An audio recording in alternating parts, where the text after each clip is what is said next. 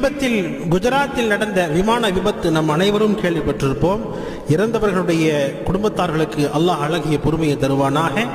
இது போன்ற விபத்துகளை விட்டும் நாம் பாதுகாப்பாக இருக்க வேண்டும் என்று சொன்னால் நாம் என்ன செய்ய வேண்டும்? மார்க்கம் என்ன சொல்லித் தருகிறது? முதலாவது விஷயம், நடந்தது குர்ஆன் சொல்லுகிறது, குல்லை யுஸீபனா இல்லா மா கதபல்லாஹு லனா.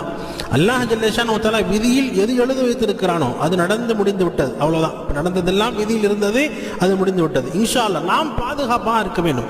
நாமும் பயணம் செய்கிறோம், நாமும் அடுத்த ஊருக்கு போகிறோம், வேற ஊருக்கு போகிறோம், ட்ரெயினில் போகிறோம், பஸ்ஸில் போகிறோம், ஃப்ளைட்டில் போகிறோம், காரில் போகிறோம், எல்லா இடத்துக்கும் நாமும் போகிறோம். போகும் பொழுது இது போன்ற விபத்துகள் ஏற்படாமல் இருக்க நாம் போக வேண்டிய இடத்துக்கு சலாமத்தாக போய் சேர வேண்டும் என்று சொன்னால் நாம் என்ன செய்வது? இந்த மூன்று விஷயங்கள் இன்ஷா அல்லாஹ் நாம் பேணி வந்தோம் என்று சொன்னால் அல்லாஹ் நம் அனைவருக்கும் இப்படிப்பட்ட மரணத்தை விட்டு இன்ஷா அல்லாஹ் கண்டிப்பாக காப்பாற்றுவான்.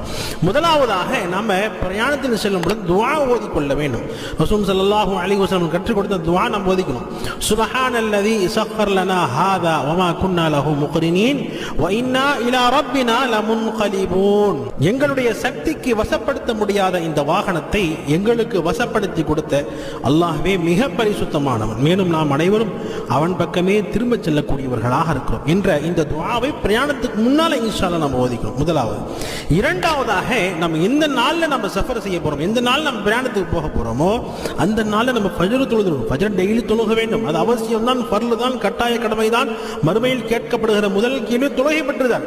அப்ப என்றைக்கு நாம் சஃபர் செய்கிறோமோ அன்றைய நாள்ல நம்ம ஃபஜ்ர் தொழுகிறோம் என்பதாக சொன்னால் அல்லாஹ் நிச்சயமாக விபத்துகளை விட்டு பாதுகாப்பான். ஏன் என்று சொன்னால் ரசூல் ஸல்லல்லாஹு அலைஹி வஸல்லம் அவர்கள் சொல்லி காட்டுவார்கள், மன் ஸல்ல ஸுப்ஹ ஃபஹுவ ஃபீ திம்மத்தில்லாஹ். யார் ஃபஜ்ருடைய தொழுகை தொழுது விடுகிறார்களோ அவர்கள் அல்லாஹ்வுடைய பொறுப்பில் வந்து விடுகிறார்கள் என்பதாக சொன்னாங்க.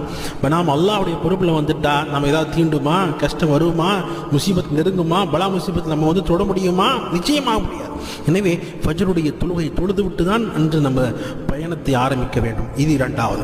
மூன்றாவதாக சதக்கா கொடுத்து விட்டு போக வேண்டும். நம்ம பிரயாணத்துக்கு போகணும், தூரமான வெளியூருக்கு எங்கேயாச்சும் போகிற மாதிரி இருந்துச்சு என்பதாக சொன்னால் கிளம்புறதுக்கு முன்னாலே நம்மால் முடிந்த அளவுக்கு, நம்மளால எவ்வளோ முடியுமோ, நம்ம சக்தி அல்லாஹ் எவ்வளோ கொடுத்துக்கிறானோ அந்த அளவுக்கு நம்ம சதக்கா கொடுத்து விட்டு வெளியே போகிறது. சதக்கா கொடுத்து விட்டு நம்ம போகிறது. சதக்காவுடைய சிறப்பை பற்றி ரசூல் ஸல்லல்லாஹு அலைஹி வஸல்லம் சொல்வார்கள், அஸ்ஸதகாத்து துத்ஃபஉல் பலா.